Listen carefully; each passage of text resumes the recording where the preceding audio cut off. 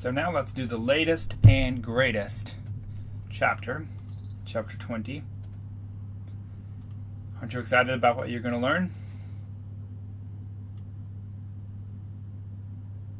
So a prospective study is a study where you decide to learn about something and then you follow some test subjects starting from that point and then going forward into the future. A retrospective study is when you decide to study something and then you just look at past records that already existed before you started this study. So in part A, they tracked the behavior after announcing some restrictions. That would be a prospective study.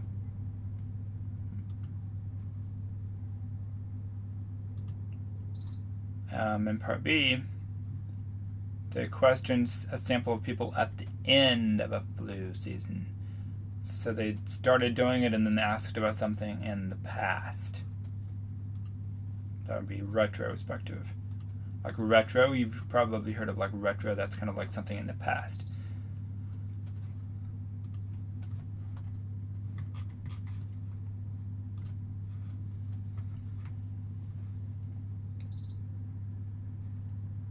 So let's look about the design of experiments.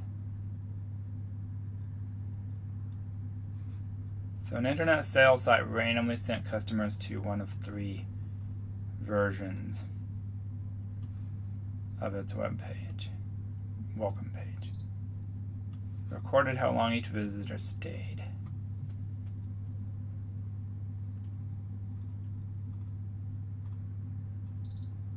So randomly started with customers.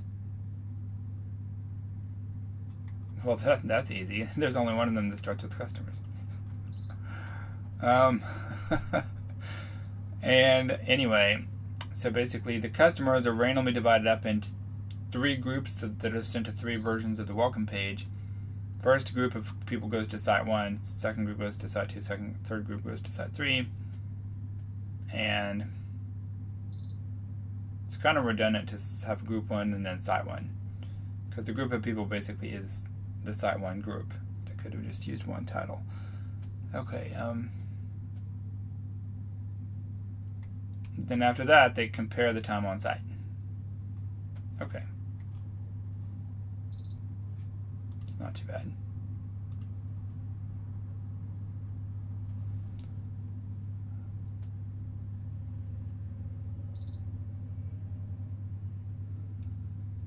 Okay. So if you have a big, powerful engine, do you think your car is going to have more fuel economy or less fuel economy? Probably less. So for example, if you have a 4-cylinder engine, like a small, nice, efficient car, you probably will have high miles per gallon, like this. 4 cylinders, that's the blue graph. 6 cylinders is less fuel economy. 8 cylinders is even less fuel economy. Now this graph exaggerates the difference a huge amount, because you see the bottom of the graph is at 10. Actually, the bottom of the graph would be down here at 0 somewhere. So that if you wanted to compare something properly to see how big of a difference there really is, it should start at 0. Otherwise, it exaggerates the difference between the data points. Okay, now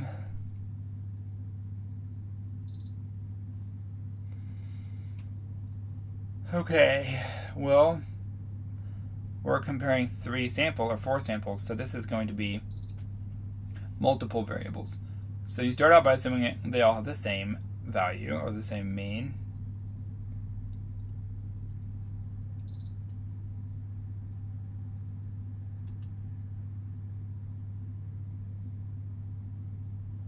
So it's either all the same or the mean of them is not necessarily all equal.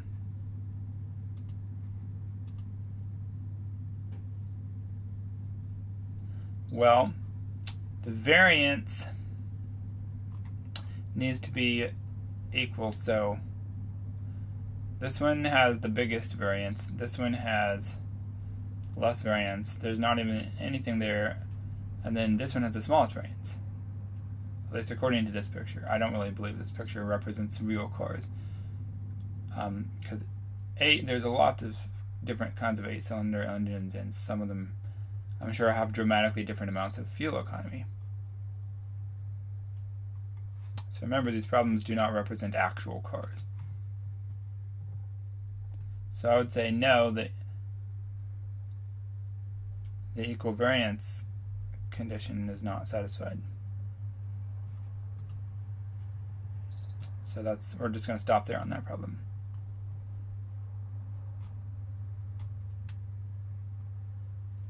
Okay, so the null hypothesis, we're doing now what's called an ANOVA test, to test to see whether multiple variables have the same mean. And the null hypothesis is that they all have the same mean. So it could be either A or E. The alternative is that not necessarily that they're all equal. So it could be that one of them is not equal, or more than one of them is not equal, but just any way in which that not necessarily all the means are all equal. So I'm going to pick A. The p-value means assuming that this is all equal, it's the probability that you're going to get the result you got, or anything within that area or beyond.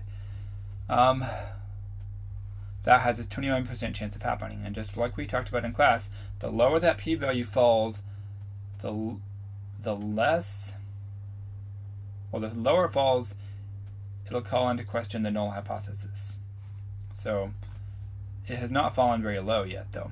So since the p-value is way higher than 1%, since the p-value is too high, we'll not reject the null hypothesis.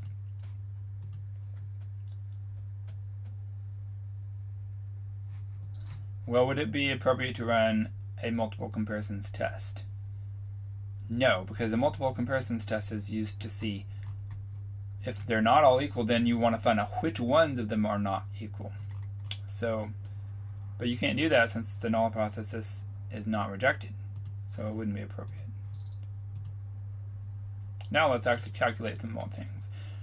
We're going to open the data and calculate the mean square values ourselves. To do that, it's super simple. You just divide the sum of squares divided by the degrees of freedom that belongs to it. So we'll open these in Excel and zoom in. Move the window over. So, to find the mean square, it equals the total sum of squares of each part divided by the degrees of freedom of that part. So 132 divided by 11, we'll get 12. Then copy that formula and paste it underneath it. There we go. Then it's kind of neat, the ANOVA table converges together up until it gets narrower and narrower. So what's the F ratio?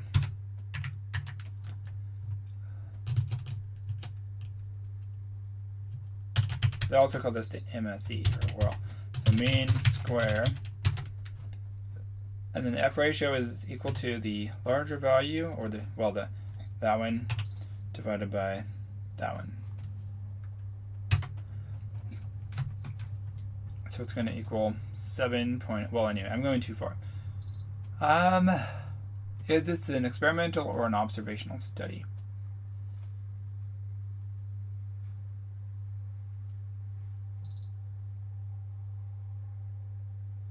Well, they just looked at transportation statistics. They did not perform an experiment in which they separated people into separate groups, like a control group, and so forth, and then they paid for them to fly on airlines.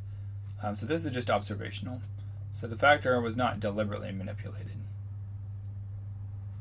It was just collected from data from between 2005 through 2010.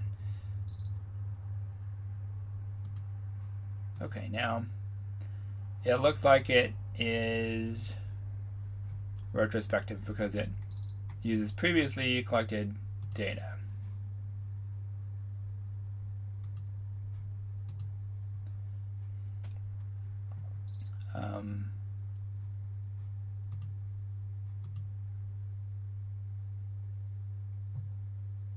So the months are, well, there are 12 months, so for all 12 months the mean could be the same.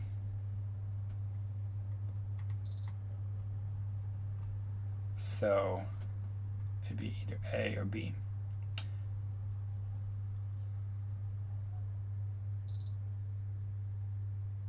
So what's the difference between A and B?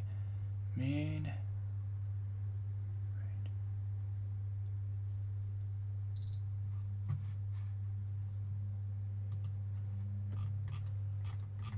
One says mean rate, and one says the mean number.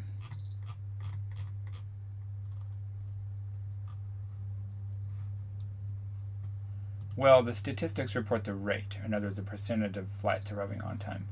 So it would be the mean rate, or the mean percentage of on-time flights.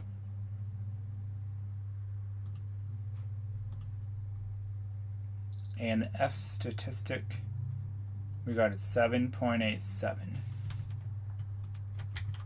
Copy that, paste it in. 7.8703. Good. The p-value is very small.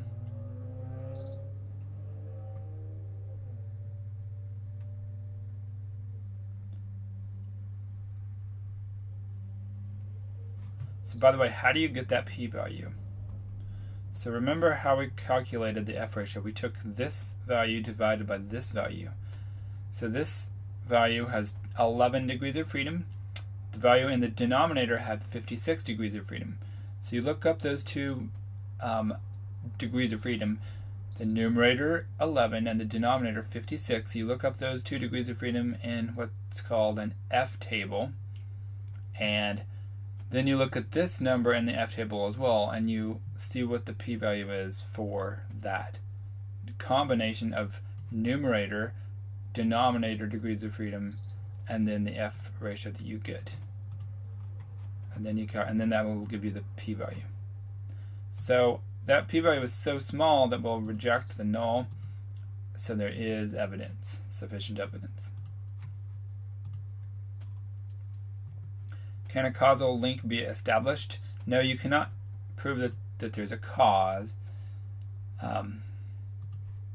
because this is just an observational study.